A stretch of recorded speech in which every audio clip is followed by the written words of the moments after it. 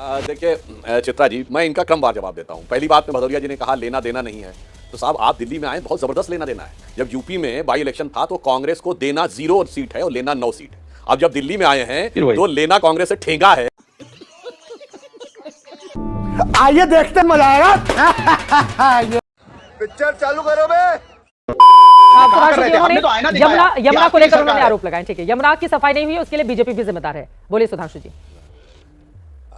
देखिए चित्रा जी, मैं इनका क्रमवार जवाब देता हूं। पहली बात में भदौरिया जी ने कहा लेना देना नहीं है, तो साहब आप दिल्ली में आए, बहुत जबरदस्त लेना देना है। जब यूपी में बाई इलेक्शन था तो कांग्रेस को देना 0 सीट है और लेना 9 सीट है। अब जब दिल्ली में आए हैं तो लेना कांग्रेस से ठेंगा है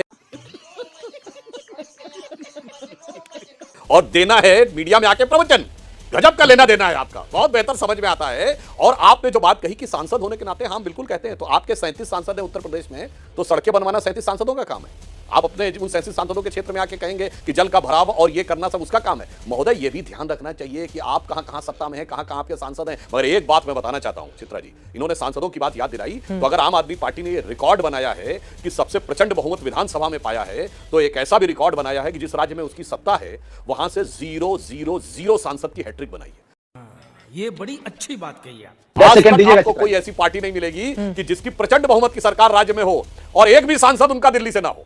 मुझे लगता है यह भी देखना चाहिए। तो और पिछली बार तो कांग्रेस से गले भी मिल लिए, और अब कैसे एक दूसरे के प्रति अपशब्दों का प्रयोग कर रहे हैं। मैं चित्रा जी जो पहले बोला था वो आज फिर बोल रहा हूं लेना देना के बारे में। कांग्रेस और आम आदमी पार्टी 6 महीना पहले जिस ढंग से मिलकर चुनाव लड़े थे, आज दिल्ली की जनता क्या सोचती होगी। आज एक दूसरे के बारे में वो एंटी नेशनल है, वो अपराधी है और क्या क्या बोल रहे हैं। तो मैं फिर कहना चाहता हूं ये इंडी गठबंधन के दल, चाहे सपा कांग्रेस हो या कांग्रेस आम आदमी पार्टी हो, ये एक दूसरे से अलाउद्दीन खिलजी अपने चचा जलालुद्दीन खिलजी से गले मिलता था और नजर गद्दी पे रहती थी कि कौन दूसरे को निपटा के पूरी गद्दी कब्जा कर ले, और उनके के भाव अब उभर के सामने आने लगे एक दूसरे के। बात तो सही है। बोलिए 10 सेकंड अनुराग जी। 10 सेकंड। देखिए एक तो मैं तो सुधांशु जी से मैंने आदर पर रिक्वेस्ट करूंगा, अलाउद्दीन जलाउद्दीन भूल जाइए। आप रोज हर डिबेट में जलाउद्दीन खिलजी ले आते हैं। अरे भैया, वो जमाना चला गया।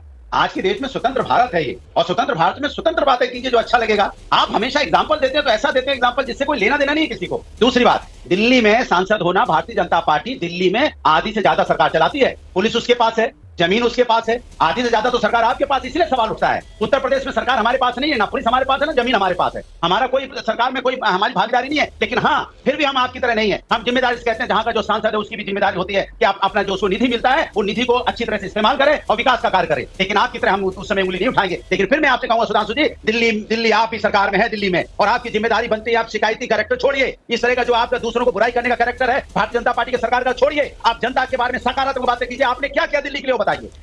अच्छा, हमको सिखा रिया है। आज काम कराइए दिल्ली के लिए जो आपने किया हो, जो दिल्ली जिसकी वजह से दिल्ली को परेशानियों से दूर हुए, जनता को फायदा मिला। सुधांशु जी, उनकी बातों पर जवाब दीजिए। और मैं दर्शकों को बता दूं कि दिल्ली में आम आदमी पार्टी को समाजवादी पार्टी सपोर्ट कर रही है। अरविंद केजरीवाल के साथ मंच पर नजर आए थे अखिलेश यादव, और उन्होंने जमकर उनके कामकाज की तारीफ भी की थी।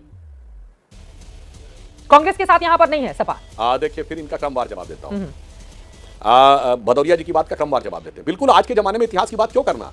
तो भदौरिया जी, आगरा में म्यूजियम बनवाकर 2013 में अखिलेश यादव जी उसका नाम मुगल म्यूजियम काहे रखे थे भाई?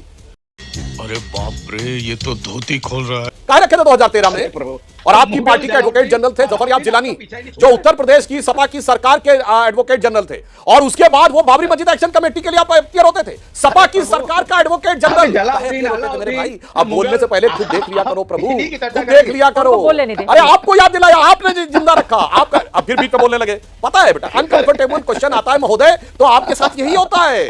काहे कि अखिलेश जी ये सब चीजों को जिंदा रखे। आपकी सरकार बाबर के नाम पे जाके खड़ा होता था, आपकी सरकार का वकील एडवोकेट जनरल रहते हुए, एडिशनल एडवोकेट जनरल रहते हुए। अब बताता हूं हमने क्या क्या किया। आज ही प्रधानमंत्री जी ने 4,500 करोड़ की योजनाओं का शिलान्यास किया, दिखाई नहीं पड़ता है। दिल्ली से मेरठ तक का जो एक्सप्रेसवे बना वो दिखाई नहीं पड़ता है। किस ढंग से दिल्ली के आसपास की जो रिंग रोड बन रही है वो दिखाई नहीं पड़ती है। जो एलिवेटेड जो हमारे क्षेत्र में है वो तो दिखाई पड़ता है ना, किस ढंग से दिखाई पड़ रहा है। मगर हम ये पूछना चाहते हैं, और हमने गंगा निर्मल हुई है कि नहीं? वाराणसी में आप देखते हैं स्टीमर चल रहा है कि नहीं? इससे पहले कभी स्टीमर चलते देखे थे? प्रियंका गांधी जी वाराणसी से प्रयागराज तक गई थी बाई वाटर रूट से। एको गंदगी होती ना तो सोशल मीडिया पे छिकाए दिए होते।